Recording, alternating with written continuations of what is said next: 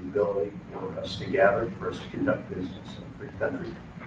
We thank you for the abilities of the staff, the board, and pray for the employees, and families of those that are represented here today. Pray that you'll continue to watch over, guide, and protect us. In Christ's name. I pledge allegiance to the flag of the United States of America and to the republic which stands, one nation, under God, indivisible, with liberty and justice for all.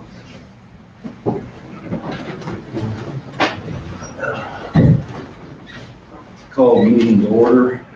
Lance, could you do the roll call, please? Here, Mr. Toller. Here. Mr. Foster. Here. Mr. Miller. Here. Mr. Gould.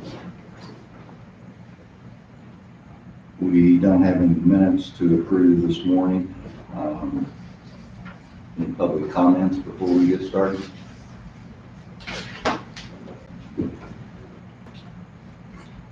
Okay, moving on, committee reports. Anybody have anything?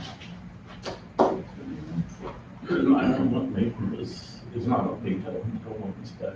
It was canceled for like this week, so.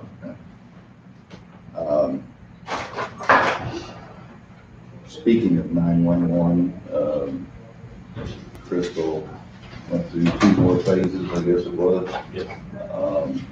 Public hearing, and I don't know what the other one amounted to, but anyway, pretty well done as far as the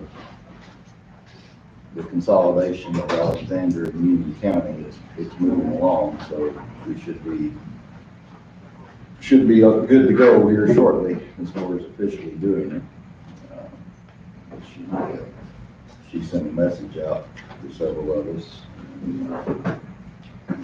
She's worked hard and did a good job. Angie and I met this week with the assessor and the treasurer and the county clerk, reviewing property tax plans, so forth and so on, kind of giving she and I a little better understanding of who does what and when, and deadlines and so forth, so we can be on track this year. It was a good meeting. We're going to meet again, what, in 2 weeks, 3 weeks? Middle of March. Middle of March, yeah. So, but just trying to make sure everybody is working together and on the same page, so doing rather well.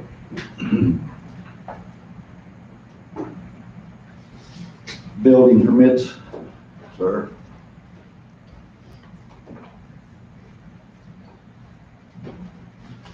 Warren Stone for James and Lisa Stone, 140012281 and 289.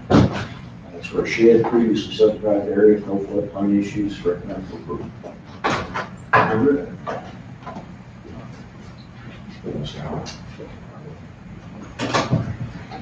gonna try to write that number down. You say it's in fast type. I'll slow down. While we're looking, you got anything exciting to tell us? We got the fuel system up and running, the long anticipated, much waited for fuel system. Seems to be working pretty well. We still got some communication issues we're trying to work through, but everybody that's tried it has seemed to like it. So it's going to pay us dividends in the long run. It's going to make it where we can apply for a refund on our taxes that we pay on the motor fuel tax or motor fuel. For the off-road equipment, we can apply to the Department of Revenue and get some of those monies back. Then a little bit of an update on the money that you gave us for removing the timber deck bridges. Since we got that money, we have removed 11 this year. We're going to do another one on Monday, and we've got 3 more ordered. I had intentions of getting as many as 10 more after that. So we started out with about 105 total, and we have taken about 50 out now. So we're going to have about 53 bridges with timber decks left in the county. So we've got a target fixation right now. Very good. Rains and stuff yesterday, Jackson County was heavily impacted. We really didn't get as many damages in Union County as they did.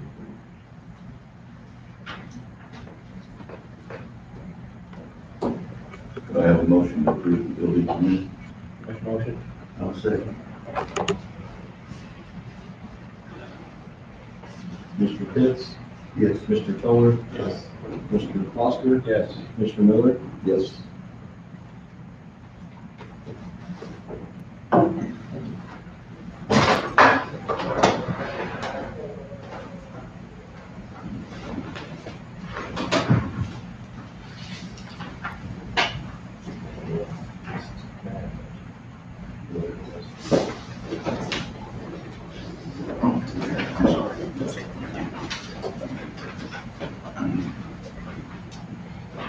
County finances, I don't see Lee, I don't think we have anything to report. She's still in the process of changing things over. We'll have a new reporting system here shortly. Under old business, the recycling bin out here in the parking lot behind the ambulance service. Angie contacted the mayor of Jonesboro. They are not interested, right, in doing anything with it. They did discuss it at their last meeting, apparently. But I don't know if any of you have any more thoughts on that, or if you want to take any action, or let it ride for now. I mean, I personally feel like it should not be the county's taxpayers' money paying for that. It was a good idea in the beginning, when it was through a grant, but now that it's over $7,000 a year, that's not our responsibility. I don't think so either. Move on. Do you want to, we have a Girl Scout troop that is going to be doing some cleanups I think March 23rd. That will be having a trash container, Right. putting it in, and then also using the recycling container. Do you want me to have it picked up after the Girl Scout troops utilize it? Yeah, I mean, since we've talked to them and pretty well told them that that's okay for them to use it for that, I think that would be fine. Okay. I will get it canceled at the end of March then. Okay, very good.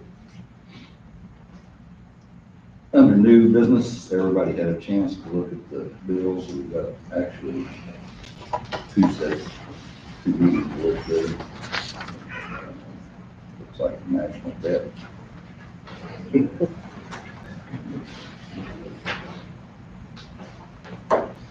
Any questions on the bill list? Motion to pay the bills. I'll second.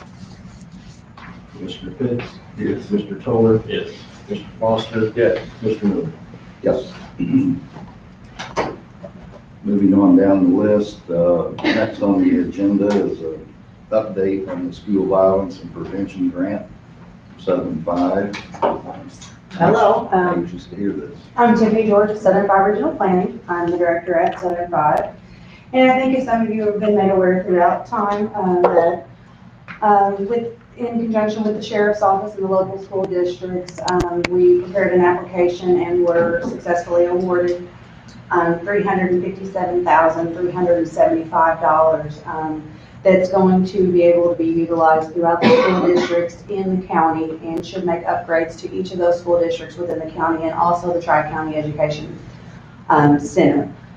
With that, we have executed all the documents and that's necessary for that grant. That grant did require a 25% match, and the school districts are the ones providing that 25% match. So in turn, it will ultimately be a $476,500 project, with 75% coming from the grant from the School Violence Protection Program, and the other $119,125 coming from each of the schools on a proportionate basis. On this grant, the schools actually were the drivers of what their needs were and how they could best suit those needs within their school districts. And each school district had a different portion of a request for funds, and they are all in different amounts, but they were all on the basis of what each school district needed, and also how each school district's finances could allow them to provide the match.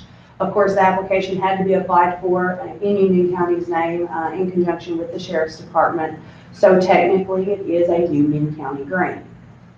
So in those discussions, I have met with the sheriff, the school administrators, and Mr. Tolo. We all met, I guess, December-ish, and got together and tried to get a game plan of how we were going to ensure that we were taking this forward, and that we were doing it in the manner in which it supports the grant and the grant's requirements, and also supported the school districts, and made it as least, complicated as possible.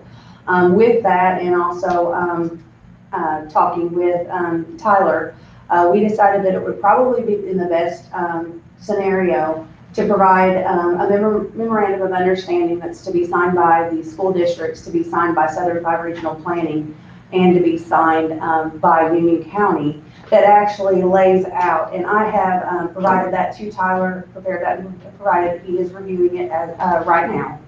But basically that just says, here's the amount of the grant, because ultimately from the county's perspective, I felt like if we didn't have something in writing, just as a memorandum of understanding between that and the school districts, most of the requirements for continual reporting, most of the requirements for the implementation of that equipment and that technology in each school district is going to lay on the school district's shoulders. However, in signing the grant agreement, it is Union County's responsibilities to ensure that those are met. So I just felt like the best way we could do it to show each individual school's money, each individual school's or their portion, each individual school's match, their responsibilities, who's going to bid the project, how that's going to happen, how they're going to provide documentation back, how Southern 5 is going to administer the grant, what the roles and responsibilities of each party are. And I mean, ultimately, they're decently simple. From the responsibility of the county will be responsible for it, and the sheriff is the lead contact on that.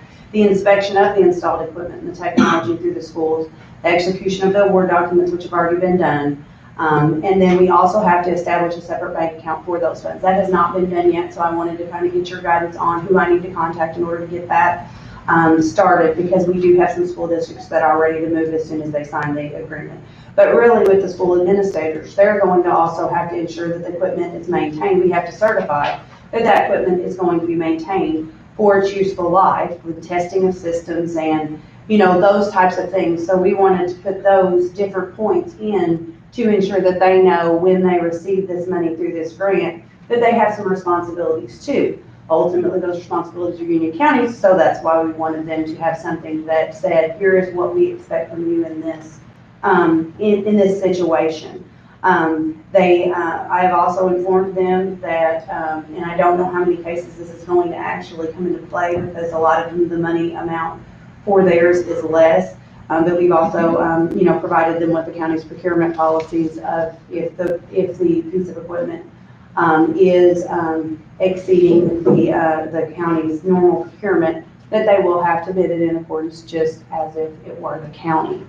I'm still waiting on some guidance and also to explain exactly what they said in the application, and to reiterate that throughout the document of, if you said that you're requesting money in this original application, now, for 20 handheld radios, that now we're putting that on there as well, of this is what you said you wanted.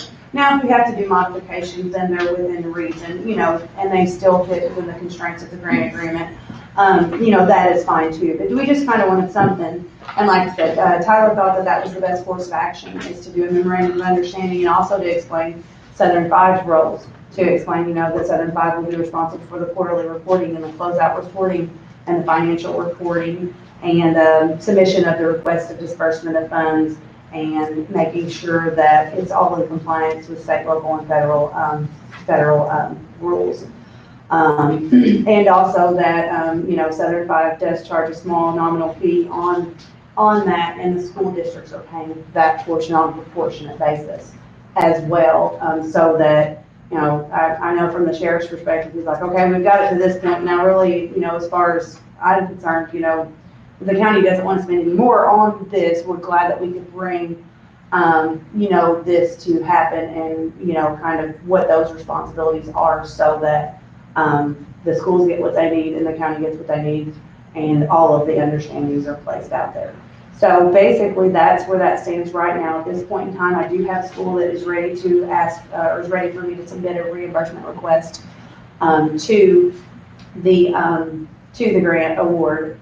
And so as soon as I informed them that they really need to wait on this memorandum to be, to be enacted so that, well, ultimately, so they're not putting themselves out on the line because they also wanted something that said, before they go and expend these funds, that they are going to be, are going to be able to receive the funds from the grant, that something doesn't change and, the county goes, okay, well, I know that was the plan assessment, so it's just basically doing an assessment after the equipment is installed and after the technology is installed in each school district to basically reevaluate that school plan. So that's kind of all I have. All I need to know is with this, we have to have a separate bank account established for those funds because they can't be commingled with other funds. From my perspective, if you have a dormant account that's sitting around that you want to just name it this because this is only going to be, a temporary inflow and outflow. And then, like I said, we will basically, what our plans are is, we will, and we can do it however the treasurer wants to do it, whatever makes best sense for them and for your own accounting standpoint. But typically what Southern Five does when we're administering a grant like this, it's going to have a continual basis, is we kind of, usually do it with counter checks because there's not going to be that many checks that are cut out. And at that point in time, we will provide a bill list with all of the invoices to the treasurer's office. We will even take that counter check and write it out and bring it in, and it has to be approved by the county board, and it also has to have the bill list signed, and then the check gets signed, and then it can be dispersed back out to us so that we can make our appropriate copies and send it out to whomever that. I am waiting on a determination from the Department of Justice on if they have a preference in how those checks go out. So for instance, say this school district is ready to move and they want to go ahead and pay it themselves and wait for a reimbursement from Union County to them. I'm trying to get a response back from them if they would rather have it like that, or they would rather have Union County write a check directly to the vendors of these schools. The vendors that are the vendors of the school's technology procurement. So I'm waiting on that to figure out what the best way. I mean, if they don't have a preference, then I don't have a preference. I just want to make sure that we don't do anything to where we go to send in a report and they go, oh, well, why did you cut a check directly to the school? I mean, we see the invoice and it's to the school, but this grant is technically to the county. So just trying to make sure and get exactly what, how they want us to handle that. So, but ultimately, we'll be happy to answer any questions that we have right now. Or anything else on the school violence prevention. I have questions. Sure. When you say a counter check, what do you mean by that? Well, what we typically do is we don't want the county to spend money on, most of the time the banks will give you a handful of counter checks when you open an or an established account, or if you need one, they're just counter checks. They're basically checks that are until you purchase checks. But with a lot of these grants, a lot of your banks will just go ahead and give you a handful of counter checks, and it keeps you from spending $50 to $100 on a checkbook that's only going to have 10 checks wrote out potentially, or 15. Okay, yeah, we don't do checkbooks anyway, so we just run it through our accounting system Okay. and it prints out. So Okay, then that would work out fine. Yeah. I think Some of them don't have, right. the capacity for that. I think as far as setting up the bank account, I can just talk to the treasurer, Sure. Lee. I can get that set up. I also think we're probably going to need to set up a fund for this, since we're going to have money coming in and money going out, and I would not suggest we commingle that with anything else. No. So it needs to be separate. Those are two fairly simple things. Just Okay. getting the treasurer Sure. to the bank is the Mhm. hardest part, just Sure. with our time. So, but it sounds like, is this a reimbursement grant where we pay, or someone pays and then we get the money back? Ultimately, it is not exactly set up like that. It is kind of a mix. Basically, I can provide the way that we understand it until I do the first one, things sometimes change. But no, what I expect is we'll have an invoice from the company who installed the technology. I will then be able to take that invoice with a request for advance and actually send it to them. So Okay. it's not like there's gonna be $357,000 that gets deposited in the account we use out of it. It's not gonna be advanced like that, but they will, right now, my understanding is they will advance on, here's the invoice for $10,000 and it's going into this school, and then they'll deposit the $10,000 and then we can pay that. And then after that's done, then on to the next one. We can, and if we have 4 or 5 of them coming at one time, we can add them together. However, then they won't, until we are able to provide proof of payment on what's already went out, they won't process another request. So it's not just going to be that the county's gonna have to come up with this, or the schools, and then that's my understanding as of right now. Okay. And then you talked about the bid processing. Yes. And everything. So if basically they're following our procurement policy. Or theirs, whichever is stricter.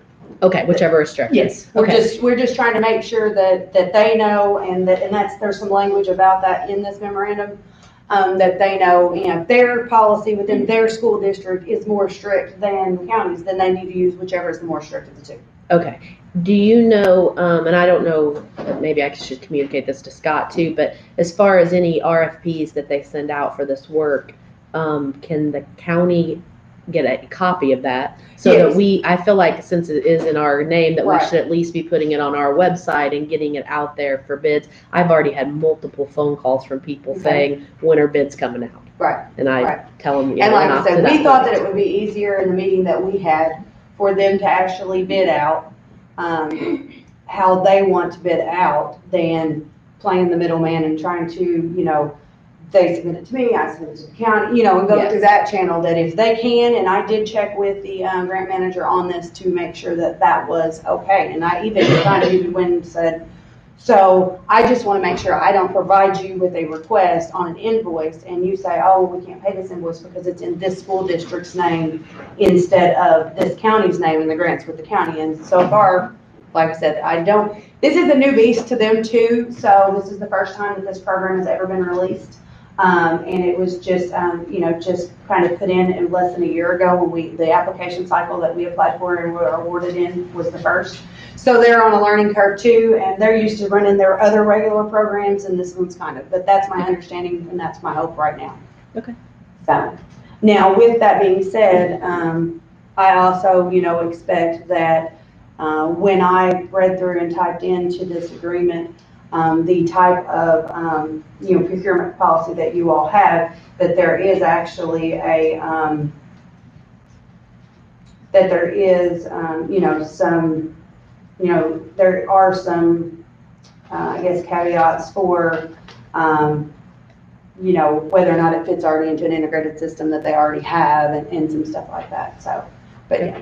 And if you ever have any questions, just, think of something later, just give me a holler and we'll figure something out. All right. So that's all I have on the SVPP. While I was here, I decided to just go ahead and give you a short rundown, and I don't want to take up too much of your time. I know you guys have a full agenda. And just make you aware that right now in the next coming months, if you have any projects, if anything comes into your mind, we will be releasing, or the state will be releasing community development block grant application cycle. Those grants are typically used for wastewater and wastewater sewer system improvements or water line improvements. Those are typically, there's an application there that can be for up to $500,000. However, one of the requirements of those fundings is that the ultimate benefits go to low to moderate income individuals. But if you have any, if there is this section of town doesn't actually, get city water and they would benefit from it because they have some issues, or but with that program, it has to be, public or immediate health or safety threat kind of determination. So those are getting ready to open up soon. We also have funds that are getting ready to open up from the Delta Regional Authority. Those, we've done a few different projects through those in Union County, but we haven't done one in the past few years. I think the last one that I recall was putting in, most of those are infrastructure on behalf of the benefit of a business. which is basically in the event that you have a new business that says, hey, we want to do this, and there's no road to get to them, or the road's not wide enough, or there's no water lines, there's no sewer service, and they think that that would help. That in those cases, most of those grants, the business owner themselves has to sign that they want to, that if they had this, they would be able to create or retain so many jobs. It's not a very big program. Usually they don't actually have a guideline of what the most is, but in the state of Illinois, there are 16 DRA counties. And we get an appropriation of a little under $900,000, right at $900,000. They like to split it. So a lot of times those applications, but if there's a project that you already have going and there's a shortfall, this is one of those that's perfect for that, most of the time around $100,000. The last one I think that I recall is we did a road into the Shawnee Bluffs camping area. But anything like that you guys get out and about and talking or thinking, those will be open and will close in probably June this year. But most of those have if you have a business that needs some type of infrastructure that you can provide, that would help them decide that they, yes, want to do that expansion or do that, that construction or however they want to do that. Just real quick also, Southern Five has recently established a intermediary lending program loan fund that will allow businesses to borrow at a rate of 4.5%, and that's fixed for up to 20 years or the useful life of the equipment. I know many years ago, or a few years ago, we had a lot of different little RLFs in our different communities, and I know that you guys had one as well. But a lot of times, some of the counties south have established their own intermediary lending programs within their counties. There'd be a lot of times where I'd get a phone call from your Union County businesses and say, hey, okay, well, what do you all have for us? Or especially if I was giving a talk about loan funds in front of a 5-county makeup, what do you have for us? And what can we do this program that you just talked about in Pulaski County? So Southern Five has established one, and we will touch all 5 counties. So if you have a business that's looking for financing or a business that's looking for expansion, if you guys are still running your own revolving loan fund and there's a gap, if they're at the local bank and there's a gap, feel free to give us a call and see if it's not something that we can't, help out with, or just any thing on that. And then right now, just wanted to kind of give us a short update on we are still working on the IEMA multi-hazard mitigation planning. That's getting ready to, we're almost done with getting those plans. We're doing that in conjunction with SIU, so that with the course of the end of this, each of the counties in the region will have their own plan for mitigation of hazards that are unique to your county. And also the result of that, besides being planned and prepared for the future, is also you can apply to IEMA for actual monies to implement some of the things that you all have planned that you think are going to help in the future. Another thing Southern Five is working on a regional level is we are working on a bridge inventory for the 5-county region. Many of our county engineers have discussed, and I don't know you guys as much as some of the other counties though, have discussed that they have all these bridges and they have no catalog. I know Kevin does a good job with a lot of that, and you guys probably, if anybody does, you do, but the other ones do not. But however, Southern Five will be working to get an inventory catalog and get a plan, or whatever the best case scenario plan is, because of course a lot of bridges are in need of replacement. I also hope to use this, since this is for IDOT, is how we are doing this, through IDOT we're doing this study.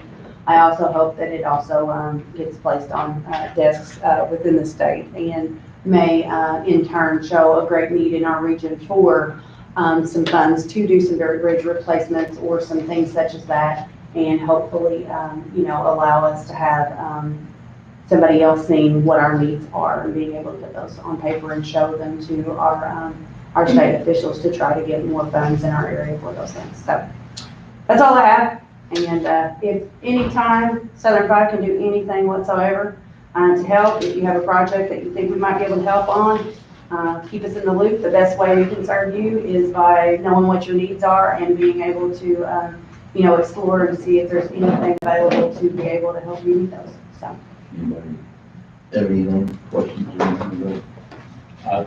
She's very easy to work with, does a good job but she also, just a little side note, she gave the school districts and the superintendents a really good deal on being able to administer the program. And that's their job, they administer the program, and there's a lot of work that might have fell to us that she's gonna take care of, so that's great.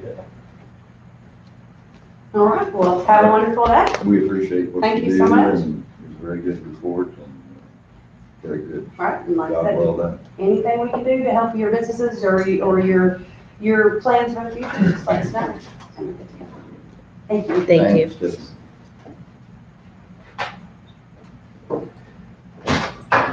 Next on the agenda, we have a presentation from Fiddler on new recording software. You're up. All right, morning. Morning. I don't know if this is so much a presentation as more of a discussion, but my name is Greg Bachman. I'm with Fiddler Technology, and this is Daniel Westerfield. We're both out of Davenport, Iowa, both with Fiddler, and we're here to talk a little bit about the potential upgrade and proposal that we have on your desk there regarding software and services upgrade for the recorder's office.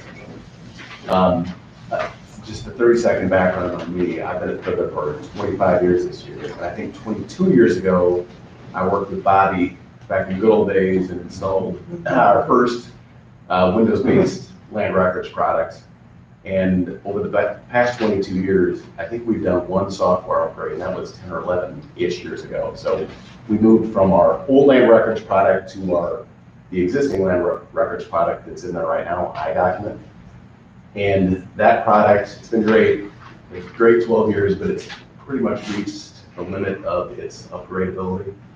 And there's a lot of new functionality and services that the state is starting to require. Integration with the Department of Revenue, e-recording, putting information online, things like that can be shoehorned into the existing product, but we're proposing, rather than spend money to shoehorn new technology into old, it's probably time to upgrade the land records product. So anyway, that's what you have in front of you, the pricing and different products and services that are included in that. Along with upgrading land records and vital statistics, it also includes an aspect of disaster recovery. Everything that's recorded in Lance's office right now would be replicated to us. So in the event of a disaster, you have all that data backed up on our site.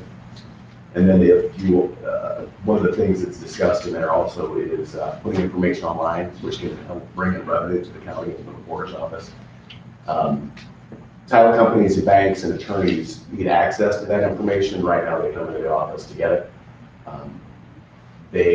Those professional users are happy to pay for the convenience online and be able to sit in their office or at home and do their work.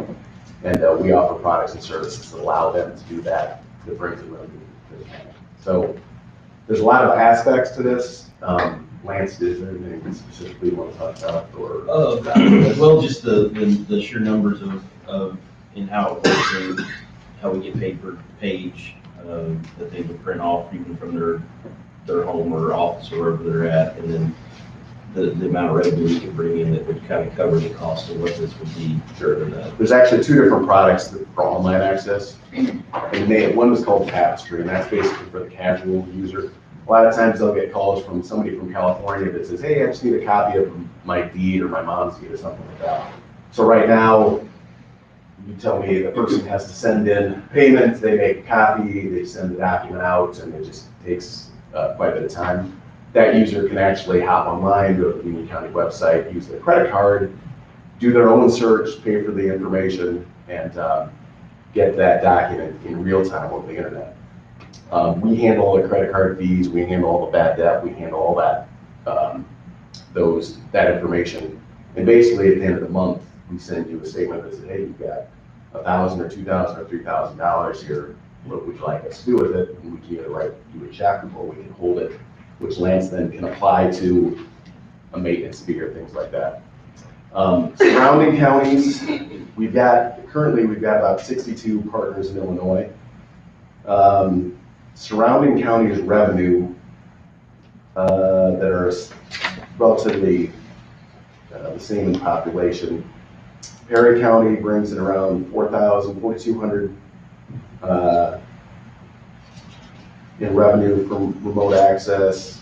Monroe County brings in around 8,000. Moultrie around 32. So really, it's anywhere from $4,000 to $8,000 a year in remote access revenue. Just on that, on the tapestry. Correct. And then the radio would be the. Yeah, Danielle, how many users? Yeah. How many Laredo users would you guess that the county would have? I'm gonna say probably looking at the history from like Perry County, Monroe County, comparable size and population. It also, I'm gonna say probably anywhere from 10 to 20 is what I've seen. Sometimes it gets a little bit more as the index images go farther back. If I can access a larger search range, that's gonna increase your Laredo users. Monroe County, just last year, comparable size population, comparable size as far as your county is actually back into the mid-1988. I believe, Yeah. as far as index and image availability for people to access, very similar to the same of Monroe. Monroe County, actually just in 2018, Laredo plans alone profited $18,000. That's just from the plans. Printing, there's a 25 cent per page printing fee. Last year, Monroe was able to profit $61,000 from that. That's a huge opportunity for the county to bring in additional revenue. The services then just, excuse me, as Greg said, can be applied towards your invoices for the cost of the contract in general. So we don't guarantee that, but based on the history and as many counties as we have, you're probably going to be right around that revenue. And we help market, that's part of Danielle's gig, is to get out there and talk to title companies and constituents and explain the differences between the two products and help them decide which one works best for them. We do on-site training too, implementing awareness to it.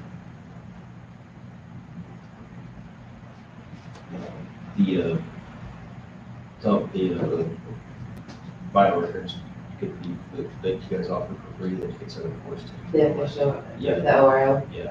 So Official Records Online is also a free product to the county that's included into this. But basically what that means is that, let's say I live in Iowa, but I was born in Union County. I want to get a copy of my birth certificate. I don't want to drive to Union County to get it. So we have a service that provides for the request to be initiated and paid for online. The county gets notified that there is an actual request.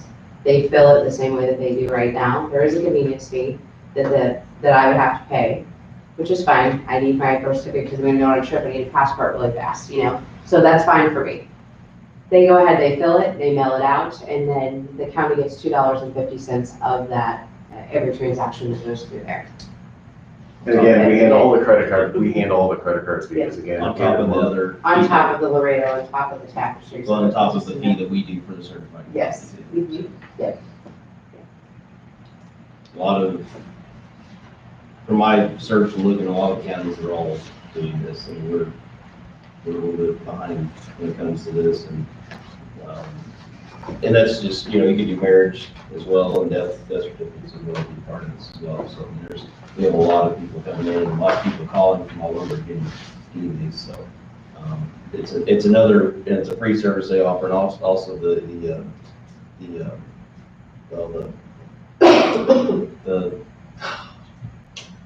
lane record search, if someone's trying to use your name or whatever for a quick one, what's that called? Property fraud alert. There we go. Yes. Yes. So property fraud alert is a huge opportunity. It's also another free service to the constituents here in Hardin County, or Union County, sorry.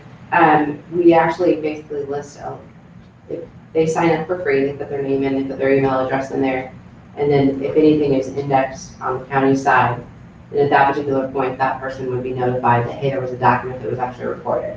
With property fraud being the #1 white collar crime in America right now, it's good to let people know. that things are being reported under their name. Yeah, it's optional, there's no cost to constituents. You don't have to. so. Again, it's a link on the Union County website that we help market, that Joe Public can hop online, sign up, and any sign a document, whether it's a lien, deed, mortgage, whatever it is. I can select either to email or text it if the document comes through the recorder's office with my name on it. So document mortgage comes through Union County next week, and I'm alerted with an email that says, hey Greg, this document came through. If it's legit, don't worry about it. You just signed up for this service. If you didn't know anything about it, you may want to contact the recorder's office so we can do some investigation. So it's a great service, but it's also great. It's great on the constituent side as well. I know you talked about vital statistics and land records and so forth. I mean, can anything that he records be sent out through the system? So from a land record standpoint, all that information is public. Military discharges Right. are not. No, it's only, Right. Everything else. well, birth certificate has to be by the person as well. Right. So everything can be accessible online. As long as it's public information. Yeah, exactly. Is this all stuff that will just be links on our county website? Is that what it is? Yeah, what we'll do, we've got a marketing department that helps put descriptions. They'll put a link in the description of each service that's available. So if I'm, Joe Public, I want to know want a copy of my certified copy, I'll click on the official records link and start that process. Okay. Or if I want to do a search from land records document, I'll click on a link to Tapestry that'll take me and start the process. But So the it'd be answer on is yes. our website. It's not like we're going to No. what Fiddler website or No. we're sending people there. No, Okay. we want to drive everybody to your website. Okay. And then sometimes it does link to our Right. replication site if they're doing a search on land records, but it's all, we help you market these products and services from your website. You want to touch on what you're talking to your network about with searching that, how the protection of our network and stuff. Sure. So I talked a little bit about information replication. So the documents that Lance has here are also replicated to us. There are very few counties that have the remote users accessing the live server within the county. Back in the good old days before cybersecurity was a big deal, and ransomware and malware, that was the norm. But, who's your IT company, Mayor? I can almost guarantee that Mayor, who manages your network. If someone's searching, it would hit in here, where with all the way this stuff is today, we don't want that. It would be a remote one off-site here that we use. Right. So, because there's a lot of, like you said, the ransomware and everything else that seems to hit everybody, it seems like. With the schedule of, if we did sign up, how long for Laredo and Tapestry, it's starting to be what, next year, what you said? Good. You take it out. Okay, so Laredo and Tapestry install is going to happen immediately. Okay. There's no delay in that. As far as the upgrade and the recording software, Yeah. that is a 2020 installation. Is where we're looking at. Is that when payment would be due then, when that is done, or is that? Yeah, the only thing, the way we could split this up is information replication, we would recommend getting done sooner rather than later. That's what it covers, and then also that allows you to roll out the Laredo and Tapestry for the remote access users. Now, So information replication, Laredo Tapestry, and then the rest of the upgrades would be due whenever we start the process. So also then that would take our records back up on another server somewhere else. So we have an off-site protection for our documents now, which is an extremely good idea. So, because right now, we have the actual records, and we have backed up on our server. All in this building. If it's off-site somewhere else, that's probably not a bad idea for us to have records off-site in a secure network. So that's part of this as well. Because fire, tornado, anything happen here, we would lose all our records. So that's another. Yeah, and it's not even that anymore, it's more of a cybersecurity. Yeah.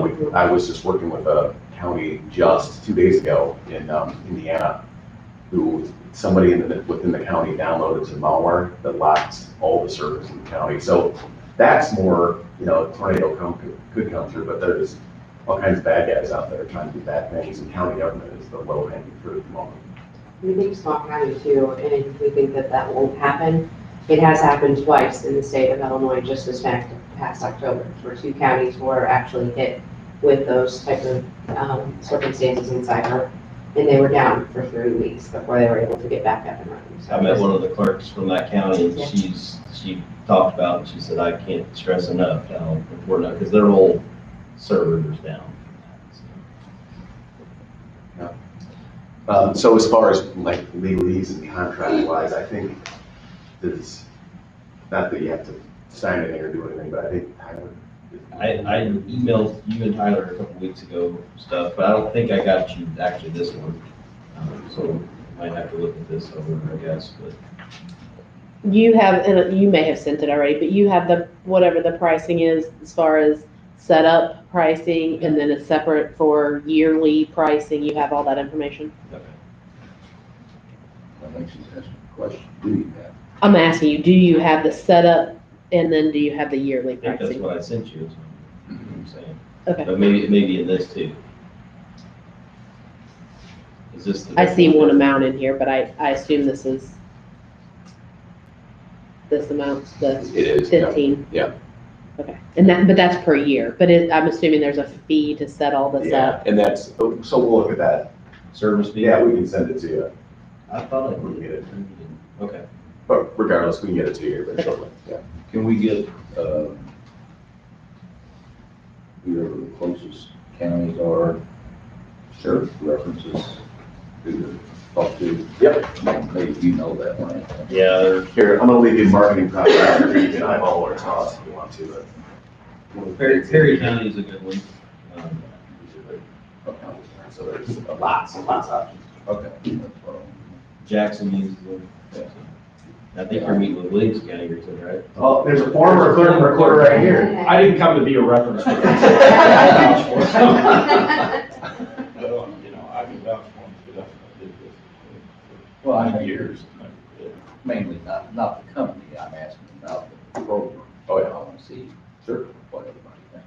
Yep, absolutely. No, I'm not watching the company. Yeah, no, I've checked, I've talked with the other ones that use this, and the recording is going to be mandatory for 20? Well, it depends, the state Yeah. is, they talk about it and then they drop it for a while, Yeah. but the Department of Revenue integration, that the Department of Revenue is trying to push for legislation to do the integration, so it may or may not be mandatory, but our thought is it's better to be proactive and progressive and get things in place before they legislate it, because But it doesn't, now if someone sends something in and it's wrong, then we have to send, you've got 10 days, where this could literally be done in email in 5-10 minutes and corrected and sent right back. And so it streamlines the process. I know the banks, some of the banks I've talked to, they're extremely excited about all this. It speeds up the, home loan closings and everything like that, so. yeah, the technology itself, it's not new. I mean, e-recording's been around for 15 years, and online access has been around the same amount of time. So all the little bugs, they don't exist anymore. They've worked out long ago. One of the assessors in the MIDAC is that the assessor's office was forced to go to the new state system, in fact, just this past year. So when those P-tax forms actually come in, they have to now manually key in that information. So what we're hearing across the state is that there's pressure on the clerks and the recorders to actually move into the MIDAC side of things, that communication with the Department of Revenue. And the reason being is because when they're using MIDAC, that alleviates the data entry and the key entry from the assessor's office. That's a big part of this as well. Yeah, MIDAC is just the software that's utilized between the assessor and recorder in the Department of Revenue. Amy, I mean, she's our assessor. that's, yeah, I mean, we're there, we've been doing it the past year, so we have to manually fill those out. And we have to key them in also, because we don't have that ability to the clerk side, where we would not have to be manually filling out the paper.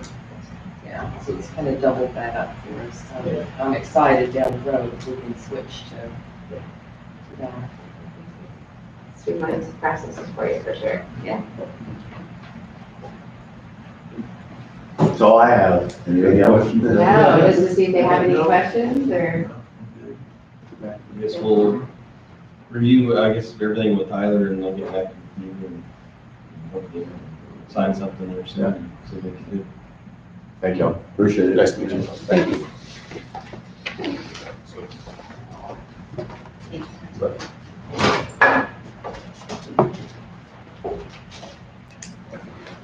Next item on the agenda, we're going to table at the request of Grant. He's discovered some things in this, or not in the contract that he wants to make sure about. So we'll put this off till next meeting.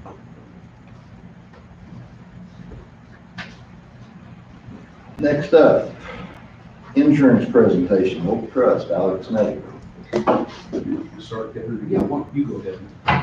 I'll back you up.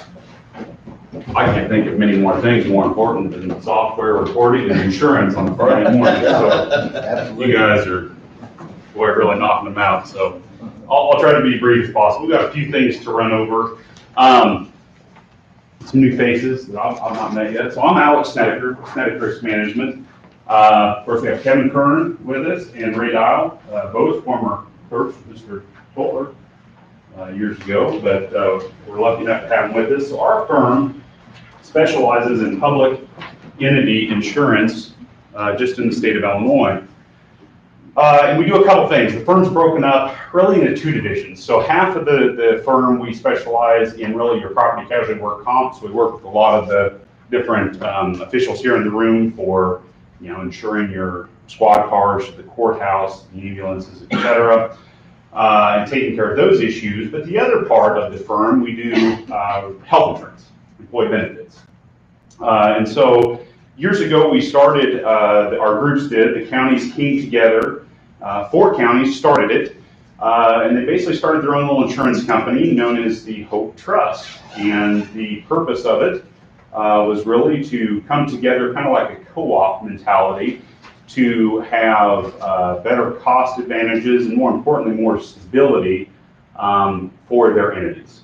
Due to how, as you know, public entities are funded, you set a budget, you bring the money in, so you have to be very careful of a 30-40% increase on $1 million health plan could be absolutely disastrous.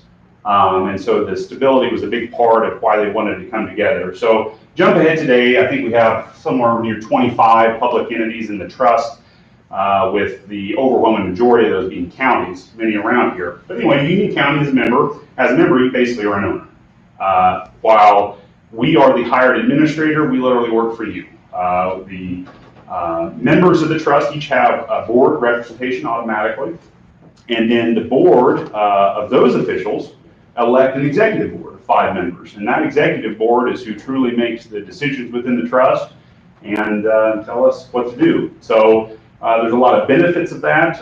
One, any surplus at the end of the year or years, you get to maintain. So you don't give it to a for-profit entity like an insurance company. And again, why would we do that? Well, again, more stability.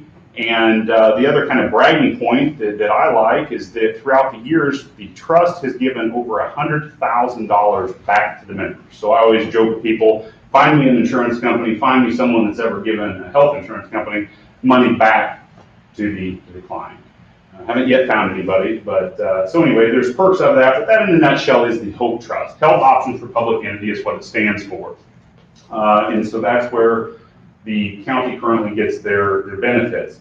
There's a host of plans. We have around 8 plans probably you can choose from, and I'll get to that in a minute. But real quick, I want to just bring a quick summary, especially since some of the board members are newer, to kind of show you how did we get involved and when we got involved, more importantly. So real quick, on 2015 is when I think we were first brought in. At the time, it was Kelly Carter was here. And so he was sending me, of course, what their current costs were. So rough basis, and you can look this up, it was around $775,000 a year. And that was 2 plans. It was really for the county, a Blue Cross Blue Shield. And at the time, the highway had another plan with what's called the local government health plan. So that number is combined with the 2. And 16 is the first year that the county joined the trust, and you can see it was all combined. That was the total, and then go on through the years. And so, it wasn't until 2018, 3 years later, that we had finally gotten back to where we were in 15. And this is really, I'm a numbers guy, and so this is, I think, what I try to really show to officials and employees and everybody is that it's the stability. So if you average it out, 2.5% is what you get for the annual average increase. I would challenge you to go to any county within 150 miles and try to find that.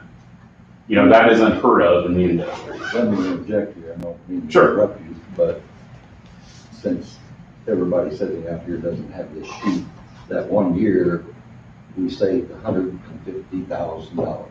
Yeah, exactly. I'd have to do the quick math, somebody has a calculator. You could find out, I'm not sure we've even eaten up all the savings from that first year. Even with the increases, you can look. Well, the only reason I say that, because a lot of people didn't believe us when we told them that, what Sure. had happened, what Kelly found, but Yeah.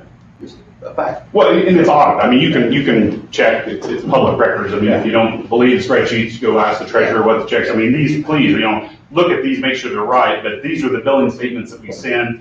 The trust works a lot like as far as a billing, you get a monthly bill, it's all audited and easily tracked, I guess I should say. So these should be, but it's the overall percentage. Now, there's a couple disclaimers. One, we're not through 19, so hence the asterisk. So we had 3 months of bills. Your bills don't change, and that is by and far your overwhelming majority of the cost. So what can change? There could be people come on and off, like new hires, retirees. So that billing statement could change. I don't think it's going to change more than 1 or 2. So that number's not going to change much. That also includes your HRA, Health Reimbursement Arrangement. And that is where you guys actually buy a $2,500 deductible with a $4,500 out of pocket for the employees. However, you give an added benefit to the employees. It's done internally, we set it up in the system, but I believe after the employee after a $300 correct deductible, the county chips in for the remaining $2,200 of that deductible, if they incur it. And that, while it is paid by the trust each month, if you have any of those, we send it to the county for reimbursement, and that's what we call the HRA. So that's an added expense. Those numbers are included in my rate, short of 19 because we're not through the year yet. But again, this is just kind of a snapshot. We'll come throughout the year and can update you on it. But I think it was I tried to make it as simple as possible, but yet kind of show you the success of why are we in the Hope Trust, or why would we like the Hope Trust? Well, you own it, you control it. You can do, virtually whatever you want with it as far as options. And more importantly, that stability, I think we've met it where, depending on what study you read, in the last 10 years or so, the average annual increase to a group health plan, again, it varies, but you're probably looking at 12 to 14% nationally. So the 2.5 is you're substantially beating that percentage. And I think from a public standpoint, when you're having to set budgets, bring in revenue, and you really can't get any more if you have a tough year, that's one of the selling points of it. So, that's the Hope Trust in a nutshell. We're just starting 19, so, those numbers aren't in, but your rates are set. So you have those through the end of the year. It goes on a Jan 1 calendar year is how we run. So I just wanted to bring this to kind of show you what that is. More than happy to go over any questions. And then I think also Kevin has maybe some little housekeeping things on the other side of our coverage for you folks, which is more of the property casualty work comp. Any questions on the Hope Trust? I think that's out. I tried to cover it because I know it's very informative stuff. I do have one for Sure. family plan. We have some people asking about family plans and stuff. So Yeah. what's the? You brought up a good point. So there was another thing I wanted to cover real quick. So right now, the county currently offers one plan for the employees, more than fine. However, the executive board a few years ago thought it would be very prudent to allow an entity, if they wanted, to have what we call dual choice. The interesting thing about healthcare is that there is no one plan that works good for everybody. And what I mean by that is to say, well, some people who maybe use the doctor or prescription drugs a lot, they love a very, what we call rich plan. Low deductibles, low co-pays, very little out of pocket. The problem with that is just what you said, the premium, the cost, if you will, much higher. Well, so what happens to maybe the younger family who is just that, starting out, maybe has a full family, they need to cover them, they can't afford it. It may be that the cost of insuring that family is more than their take-home pay, quite frankly, depending on the richness of the plan. So that's where most of our entities, counties, in the last couple of years have done that, where they offer dual choice. So they'll maybe offer the plan you currently offer, but then they'll also offer a separate plan that's optional for the staff. And that's something that I've spoken with Angie some. I think Kevin spoke with you at the last conference, because you have an insurance committee, correct? Yes. That may be something that throughout the year, if you would allow us, we may bring to the insurance committee and let them look at that and see. There's no added cost to offer dual choice. And what we have found overwhelmingly is when you do that, it's somewhat striking that how many people will move to a higher deductible, lower cost plan. And set up, it doesn't cost the county anything more. In fact, in many ways, it'll lower the costs to the county, but add a benefit to the employees. And it sounds crazy, but I went over it quickly with Angie, and I think she real quickly saw, yeah, this could actually be a huge benefit for certain employees. And really what it amounts to is they're spending less in premium. Yes, they take a bigger risk, but the truth is 80% of the people on your health plan don't use the health plan. You know, they would really be better served to save from their paycheck paying premium and take a higher deductible plan and somewhat just set aside. A lot of those high deductible health plans have what's called a health savings account ability. So you can funnel into a tax sheltered account, and we would educate on that. But those are fantastic. That's what personally our firm has. We have a high deductible, and we pair it with a health savings account, and then our employer actually helps fund that account. And that's when we find it to be very helpful, is when we can get the savings on the premium. We'll have even the county, we can show that it won't cost them anymore, but they could funnel $100 a month into the employee's health savings account. So $1,200 a year, and that's theirs forever. It's not like a flex where you have to use it or you lose it. That $1,200 goes into their personally owned account. It's just like a checking account. Once the county deposits, it's theirs forever. They can take it with them when they retire. It's theirs forever, and it just keeps compounding. So if they don't use all that $1,200 or nothing at all, the next year it's $2,400. So there's just a lot of benefits to do that. Again, some of your staff will probably say, nope, I don't want that. I want a traditional, the plan I have. That's fine. They can stay on. There's no penalty for that. But I would be shocked. What we found is that some of our counties that just 2-3 years ago only offered, say, the plan you had, now offer a high deductible.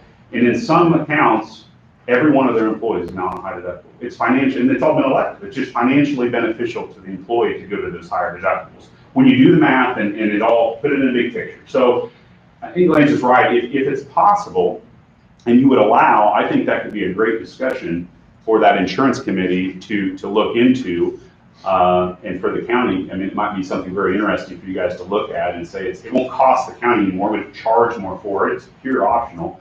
It could be a pretty nice little service. That's something I'd like to take up with your employee committee, over the warm winter months, and then when plan elections are made in the fall, that would be up to the board. Yeah, I think we should schedule this and get this before the committee, because renewal time will be coming up. That's right, yeah. And if we're going to, I think it'd be a good idea to offer. Again, it doesn't cost anybody anything. You don't That's want- right. you don't have to- The numbers may shock you. It's pretty impressive how you can arrange it to where, what I like to see is to set it up where the county doesn't spend any more, but instead of paying so much for a premium, we're going to pay low for a lower amount of premium for the higher deductible, but we take even part of that savings or all that savings and funnel that to the employee's health savings account.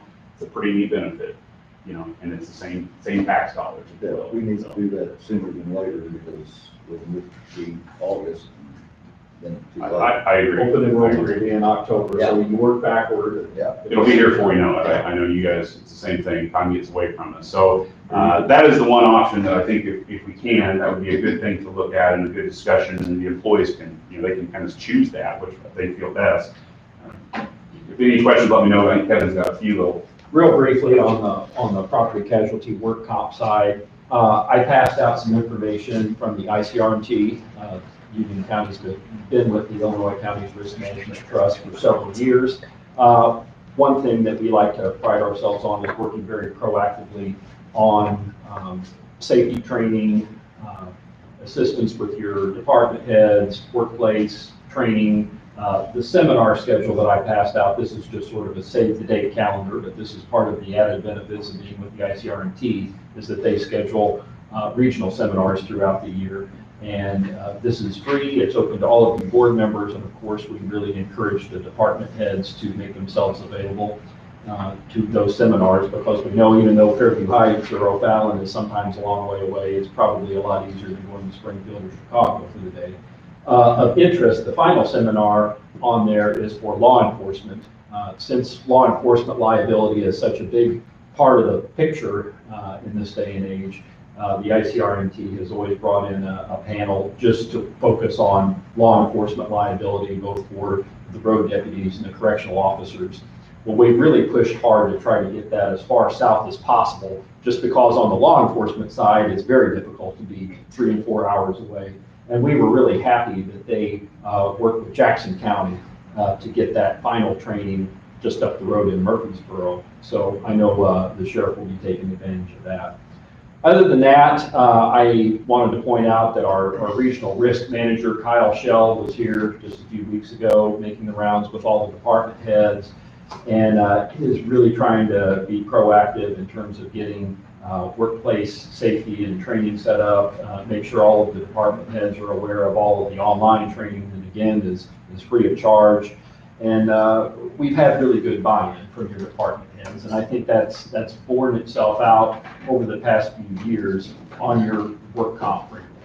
As you all know, your work comp premiums are based upon your track record, your history, and this current year, this is the second year of double-digit decreases. So we're on the right track. We want to keep that going, and the way that we do that is to ensure that we're staying on top of safety. We're not getting ourselves in lawsuits. We're preventing injuries anywhere that we can. So we're appreciative of you all and your department heads for taking advantage of that. The last thing I'll mention very briefly is just the fact that the ICRMT did send out some policy and procedure updates based upon current laws, most of them that went into effect on January 1st. So we'll be following up with Angie and with the department heads. There may be some policies and procedures that you all will need to update for your employee handbook. Some of them are pretty minor things. Others are just tailoring changes to the law and making sure that everything is up to date. But there are various policies on expense reimbursements, on military leave. There's a new law that went into effect that says every courthouse in the state of Illinois is going to have lactation facilities. So those are different things that you're probably aware of, but we want to make sure that your employee handbook and your ordinances are up to snuff when it comes time to do all those things. So with that, I'll be quiet and happy to answer any questions, but just let us know that we're available anytime if we can be of help. Your department head, same thing, if we can be of assistance. Final point I'll mention is that the ICRMT continues to offer 50-50 matching grants for safety. And I know your sheriff's department, your ambulance service has taken advantage of that in the past. It is grants of up to $2,000. As I said, 50-50 matching for anything that will reduce workplace injuries, prevent any sort of claims against the county. So we would again remind the department heads to take advantage of it. But we're happy to help get those grants turned in and would love to come back with a check presentation later on. Keep that in mind, in case somebody comes to you and needs this or that, even if we have to say no, I'd rather you come to us and ask, as I always say, run it up the flag, because we have gotten quite a bit of money in those grants back, and it's not huge, but it's up to $10,000 a year. Every year it's new, and hey, it's a dollar you didn't have to spend, county taxpayers. So I'd encourage you, if you can come up with it, the sheriff, the highway, the ambulance, anything that you feel we could argue this, these cameras or this protective vest, or we need power cots, could help lower our risk for our employees. Kyle's done us a pretty good job of, I think he really is a good advocate for trying to get money thrown back. So that's been a great thing. So just keep that in mind. We're actually working with Kyle right now on that, so. Ask for as much as you can.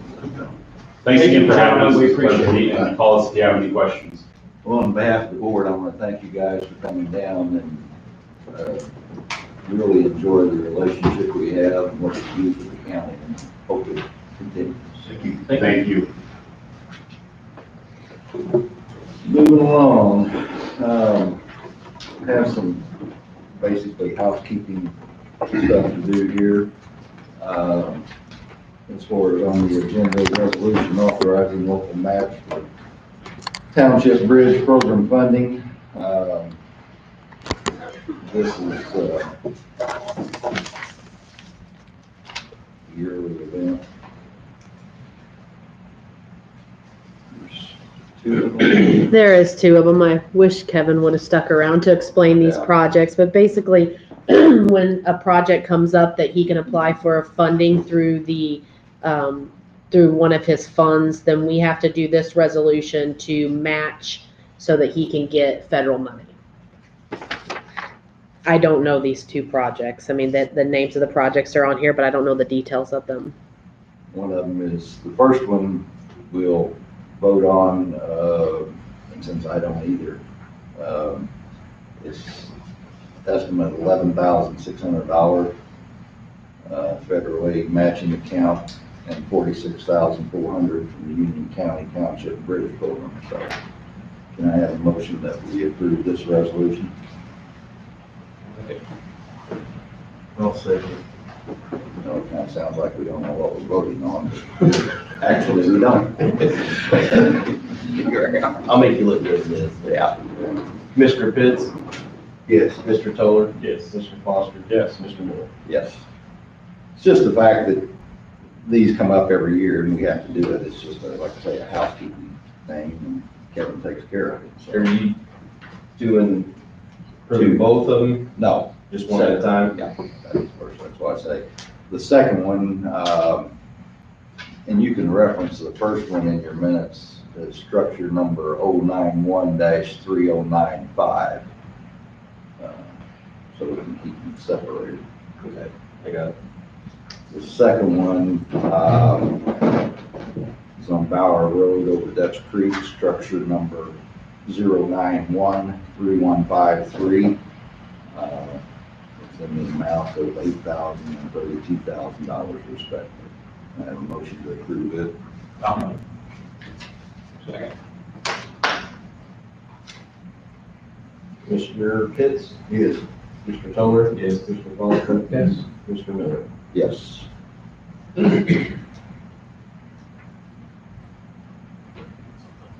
Moving on, we have a resolution appointing members to the Union County Hotel Operators Occupancy Tax Board.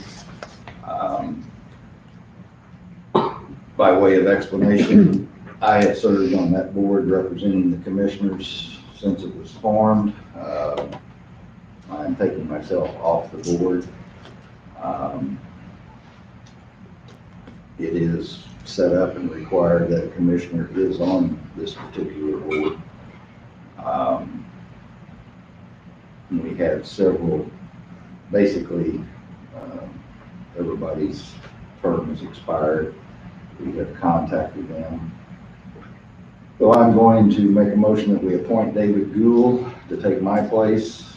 And the other members of the board include Carol Hoffman, Kim Pennon, Patrick Brumlevy, and Jeff Kelly be reappointed to this board.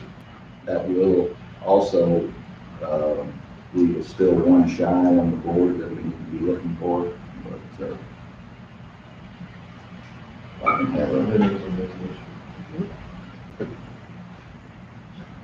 have a second on that. Second. Mr. Pitts, Yes. Mr. Toller. Yes. Mr. Foster. Yes. Mr. Miller. Yes. Just by, again, explanation, the executive director of the Southernmost Illinois Tourism Bureau, or his or her designee is on the board. Two owner operators of hotels in Union County, which include the cabins, and two at-large members representing Union County companies or organizations. So if anybody knows of anybody that would like to be on that board. They meet once a month. Actually, what they do is, remember back in years past, we would have organizations come to the county board meeting asking for $50 for an ice cream social or $300 for some event in their community that comes out of our fund for this. This board meets, has a form that they fill out, go through the process ahead of time. They either approve it or disapprove it with the criteria that they have set up, and then it comes to the board. So that's what the board does. Okay, moving on. 2017 county audit findings update. We have accepted and approved the audit.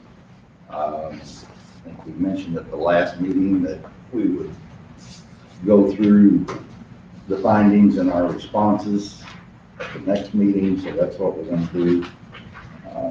Angie, if you want to. Go through each of the findings? Yes. Okay, we have a total of 7 findings in this year's audit. The first finding that we had was with regards to adjusting journal entries. Basically, at the end of the year, the county is on a cash basis, so we record revenue as it comes in. We record expenses as we actually cut the checks out. But to be in compliance with GAAP, which is generally accepted auditing principles, we have to do a accrual update at the end of the year. So any expenses we know, we hold the books open and record them in the proper year. Any revenue we know that should have been for that fiscal year that hasn't come in yet, we go ahead and record it as a receivable on our books so that we have the right amount of revenue expenses in the proper year. So the first audit finding was that they had to do several adjusting journal entries this year to get that revenue and expenses in the right year, and that they had suggested that we go ahead and make sure that we do all those entries this year prior to them showing up. So that's the first finding there. And you've met with Lee and Shavana, and that's in the process of being done. Yes, met with both Lee and Shavana, and we're going through each entry and making sure we're doing it ahead of time. The second finding that we had is a lack of completed personnel records.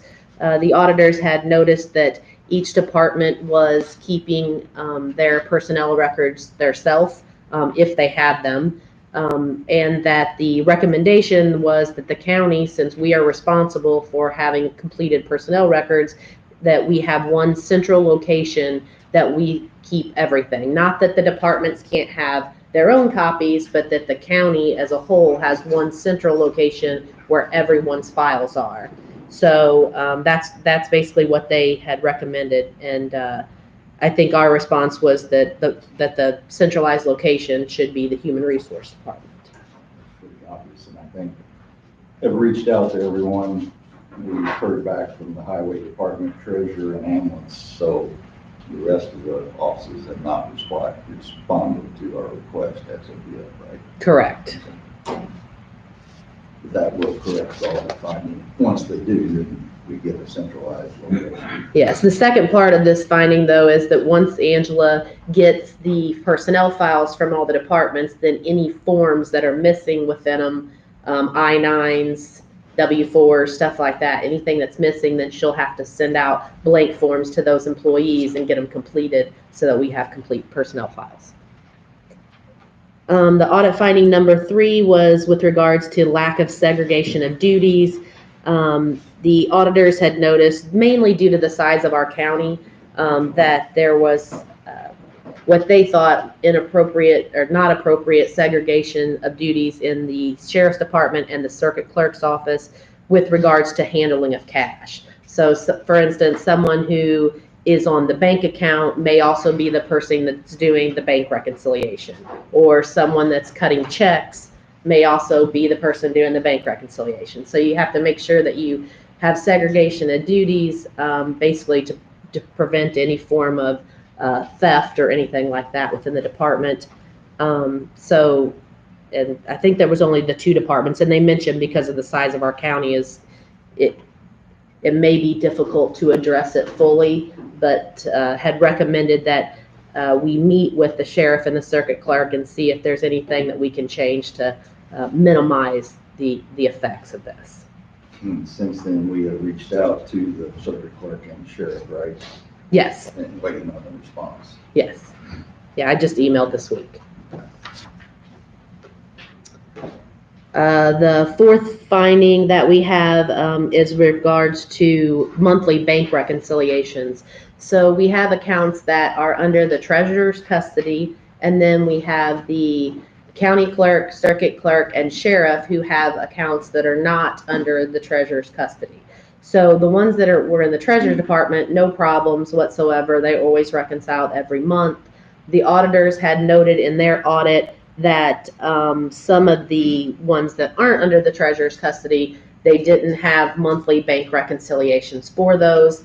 And then also, since they're not in our accounting system, then we didn't have those financials in there. So when they pull up our financials to present in our audit, it doesn't show the cash that Lance has in revenue stamps. So their suggestion was to have each of the departments send in their monthly bank statements, and that the treasurer's office actually record not each entry, but just the totals. Like, this is the total of expenses, this is the total of revenue, and so that there is actually the cash is showing, and for each of those bank accounts. I might add that we had requested this for back over several months to be done, but now I'm glad to say that all three offices are compliant with it, and Yes. everyone's under control for that. Yep. Everybody is turning all their stuff over, and we'll get it all taken care of there. The fifth finding is with regards to controls over fines and fees assessed by the court. So what the auditors had found during their finding was that some of the court fees, either one, were not being, fines were not being assessed per what statutes say that they should be, or fines were not being collected per what the statutes say. So their suggestion was basically to implement a review process to make sure that we are assessing and collecting the appropriate amount of fines. So our response was that we would meet with the circuit clerk, state's attorney, try to figure out if there's anything we can do. Obviously, we have no control over what the judge assesses for a fine, so we can't control that aspect of it. So those meetings are yet to be set up, right? I have not set up these meetings yet.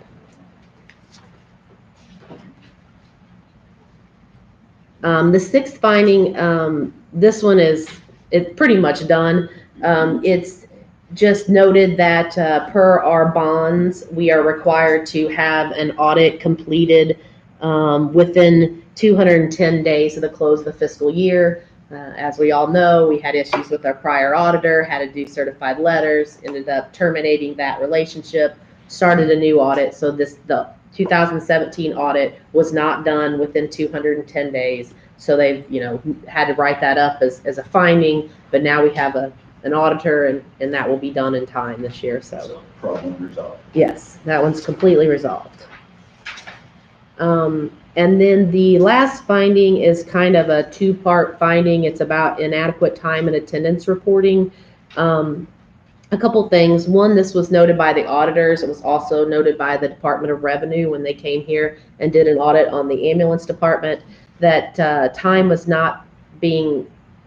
needs to be submitted on a weekly basis. And I don't mean turned in every week, but when payroll is getting turned in, it's getting turned in as a 2-week total. So let's say 70 hours for an employee, which is fine if it's just the 70 hours. But what the Department of Revenue and the auditors were saying is you need to know what the hours were per week, because if someone goes over 35 hours for the week, or for some people 40 hours for the week, you need to pay overtime for that week, even if the next week they were less.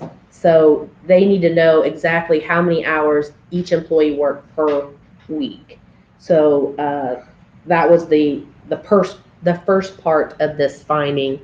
And then the second part of the finding was with regards to the paid time off, just making sure that all the paid time off records are being tracked, that we know how much time that each employee has taken, how much time each employee is due.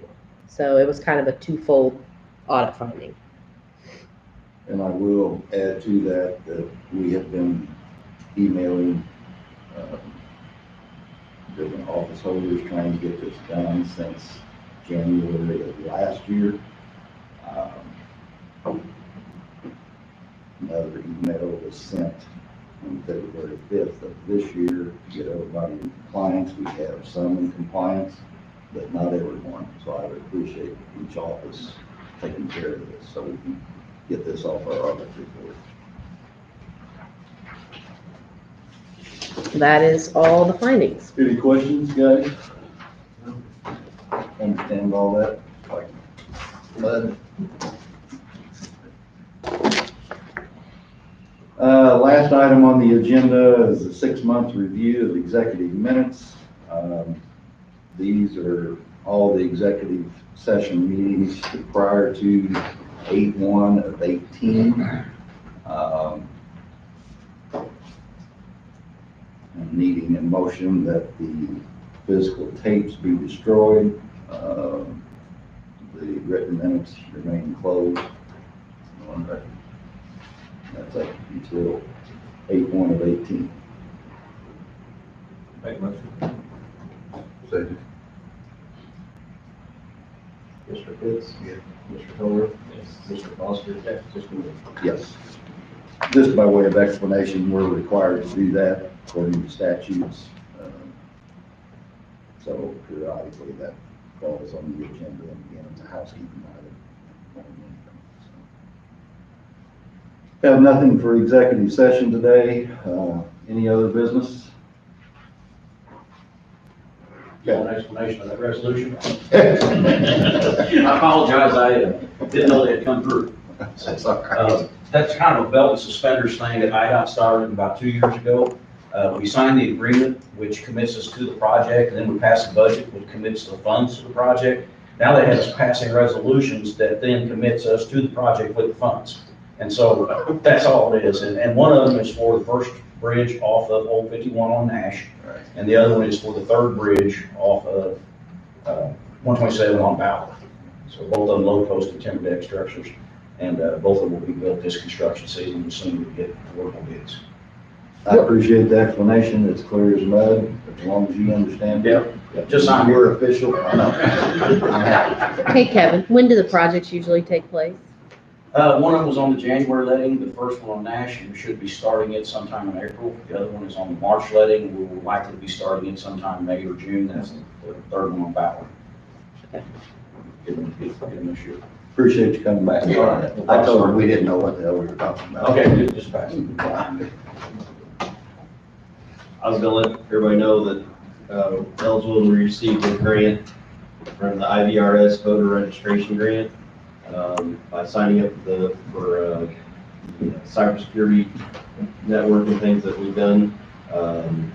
It's $7,500. We can use it towards anything as far as election security, so we can actually use it to pay to like platinum to keep our voter registration in month, so we can actually, that's probably what we use it for. We're actually pretty good on that end, but we'll have an extra $7,500 this year coming in, and I've got with her, and we'll fill out paperwork, and I'll let you know when we get that, but we did receive that from the conference I went to last week, so that's signed up for that. I do have 2 items. I shared with Angie last month when we did disbursements. Well, we did them for the first week of February, but it was for our revenue for January. We've had several appeals. My office has been extremely busy, and as far as with copying, that the attorneys do have to pay and reimburse us on that. So we've generated about $8,000 just in my automation document storage and clerk fees that help fund my office. So that was an increase of $8,000 last month. And then also the second part is on the iDrop program with the comptroller. Actually, my office has made history now in the state of Illinois of 102 counties for implementing that program in less than 2 months. We're up live and running all day Wednesday. My staff We started at 8 a.m., we finished at 3 p.m. We had 1,013 files to pull. Excuse me, they now have been uploaded. Total of $603,000 have been loaded to the iDrop program to garnish state wages or their refunds, and also state employee wages. So any state employees, they can also have theirs garnished, which is not through their income tax return. Out of state was 143,000, but in-state was 459,000. So within about a week and a half, that's going to start being turned over because state returns are going to start being processed. So we should have hopefully a big increase for March and April. What did you tell me, you were explaining it to me, as far as percentage that they estimate? They say as far as revenue, it's about a 30 to 40% increase for our revenue. So they said we should really see a huge return in March and April. But like I said, just for in-state alone is 459,000, which is what I uploaded all day Wednesday. And the projection is that eventually federal taxes will get involved with this, right? Possibly, yes. And they did say, well, and also for Union County, I'm the only office holder that has ever been able to get this accomplished so far. No other offices around here now are doing the offsets for state returns. So they said that's a big accomplishment to get that done because you're going to see a huge increase in revenue starting to come for our county. That's what we like to hear. Good job. Appreciate it very much. My staff has worked very hard. We've been busy, so that's what we've been focused on for the last 2 months since the second week of December. So Yeah. we've got it done. Hey Tiffany, when you say 143,000 out of state, does that mean we'll actually be able to garnish out of state tax returns? No, we can't garnish out of state, but that's basically I-57 traffic as out of states travel through and tickets are being issued. But there's 6 criterias. I've got them in my office. Like one of them is lottery winners. So if they would buy a lottery ticket here and they would win and say they're from Texas and they've traveled through, if they would have a lottery winning of over $600, then that could be garnished, and then that would be turned over to pay their fines and fees here in our county. So Okay. I don't know the chances of that, but there was like a few other things where if they move to our state and start filing or they become a state employee, then their wages can also be garnished. That's why I was asking about the federal part. Yeah. If that's going to. Okay. Which federal hopefully will have an increase too, because this is our first year with our collections company. And so they'll get a lot of federal turnovers once they start filing and they've already connected to their debit cards and to their checking accounts where they've been setting up on payment arrangements.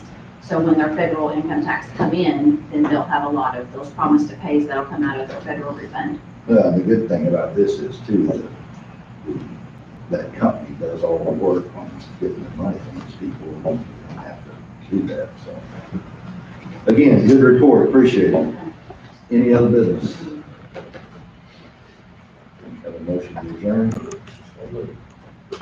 Second. Mr. Pitts? Yeah. Mr. Fuller? Yes. Foster, yes. Yes.